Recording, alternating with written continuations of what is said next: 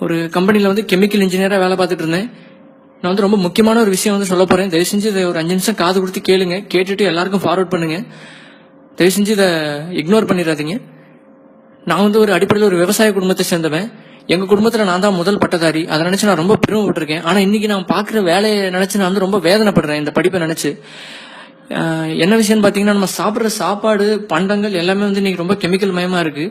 2-3 நாளைக்கு முன்னாடி நான் வந்து ஃபேஸ்புக்கில் வந்து ஒரு பதிவு பார்த்தேன். அதில் வந்து போட்டிருந்தாங்க, இந்த மாதிரி சாக்லேட்டுக்கும் ஐஸ்கிரீமுக்கும் அடிமையான கடைசி தலைமுறை நம்ம தலைமுறையாக இருக்கட்டும் அப்படின்னு போட்டிருந்தாங்க. அதை படிச்சுட்டு நான் நினச்சேன், என்னடா ஐஸ்கிரீமும் சாக்லேட்டும் வந்து குழந்தைங்களுக்கு வந்து ரொம்ப பிடிச்ச விஷயம், இது கூட சாப்பிடலன்னா எப்படி, எல்லாத்துலேயும் குத்தம் குறை கண்டுபிடிக்கிற மாதிரி இருக்கு அப்படின்னு நினச்சேன். அப்புறம் அதை பற்றி ஒரு கெமிக்கல் இன்ஜினியராக அதை பற்றி படிக்கிறதுக்காக வேண்டி முயற்சி பண்ணேன். நான் வேலை செய்கிற கம்பெனிலேயும் வந்து சில தப்புகள்லாம் நடக்குது. அது என்னன்னு நான் சொல்கிறேன். முதல் விஷயம் வந்து, இந்த குழந்தைங்க வந்து மிட்டாய் ரொம்ப விரும்பி சாப்பிட்றாங்க. இந்த ₹1-2 சாக்லேட் ஐட்டம், அப்புறம் இந்த டைரி மில்க், அப்புறம் இந்த நிறைய சாக்லேட் ஐட்டம்லாம் சாப்பிட்றாங்க. அப்புறம் இந்த ஜூஸ், நிறைய இந்த பாட்டில் அடைச்சி வர்ற juice, mango juice, Coca Cola, இந்த மாதிரி ட்ரிங்க்ஸ், கோலா, இந்த மாதிரி பானங்கள்லாம் குடிக்கிறாங்க.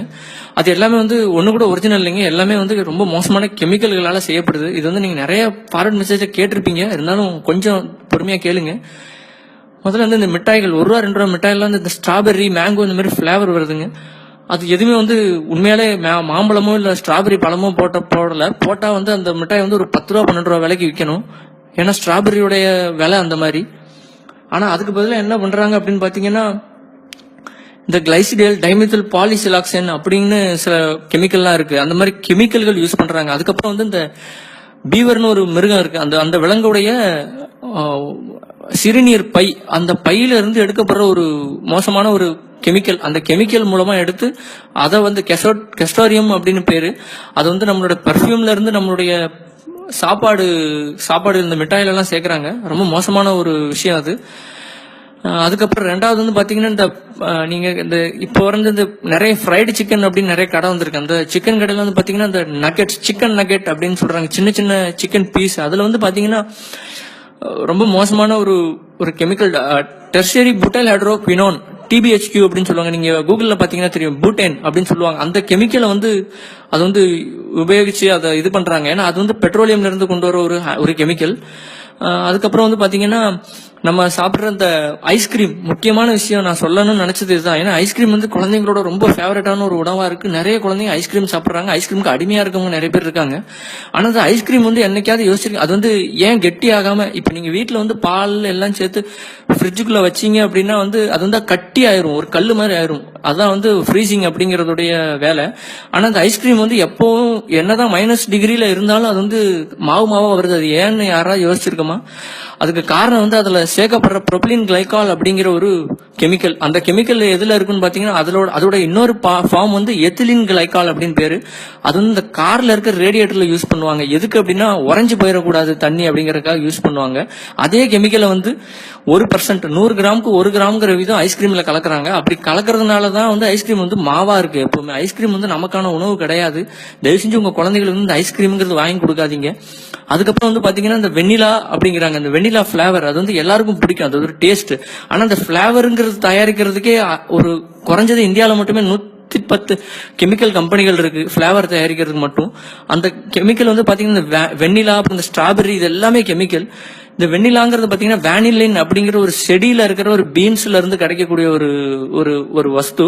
அந்த பொருளை வந்து பாத்தீங்கன்னா, வேனிலினை வந்து என்ன பண்றாங்கன்னா, இப்ப சிந்தட்டிக்கா சில கெமிக்கல்கள், பெட்ரோ கெமிக்கல், இந்த குவாகால் அப்படின்னு சொல்லுவாங்க. அந்த பெட்ரோ கெமிக்கல், அதாவது பெட்ரோல் எடுக்கிறோம் இல்லையா, க்ரூட் ஆயில் எடுக்கிறோம் இல்லையா, அந்த க்ரூட் ஆயில இருந்து டெரைவ் பண்ற ஒரு தயாரிப்பு அந்த கெமிக்கல். அந்த கெமிக்கலை வந்து நல்லா ப்ராசஸ் பண்ணி அதுல இருந்து வர்றதுதான் வந்து வேனிலின் அப்படிங்கிறது. உண்மையான வேனிலின் வந்து ரொம்பவும் காஸ்ட்லியான, இந்த குங்குமப்பூ மாதிரி ஒரு தாவரம் அது. ஏன்னா அது வந்து இந்த மடகாஸ்கர், அப்புறம் தென்மேற்கு ஆசியா கண்டங்கள்ல சில நாடுகள்ல மட்டும்தான் அது விளையுது. அந்த வெனிலினை வச்சு நம்ம வெண்ணிலா தயாரிச்சோம் அப்படின்னா வந்து பாத்தீங்கன்னா, அது வந்து கிட்டத்தட்ட ஒரு கிலோ வந்து ₹10,000 ₹16,000 விலை வரைக்கும் உண்டு. ஆனா இந்த சைனால இருந்து வந்து சிந்தட்டிக்கான வேனிலின் வந்து தயாரிச்சு கொடுக்குறாங்க. அந்த வேனிலின் வந்து பாத்தீங்கன்னா 1 கிலோ ₹300 தராங்க. அதை தான் வந்து இந்தியாவில் இருக்க பெரும்பாலான ஐஸ்கிரீம் கம்பெனிகள் வாங்கி ப்ராசஸ் பண்ணி தங்களோட ஐஸ்கிரீம்ல சேர்த்து விற்கிறாங்க.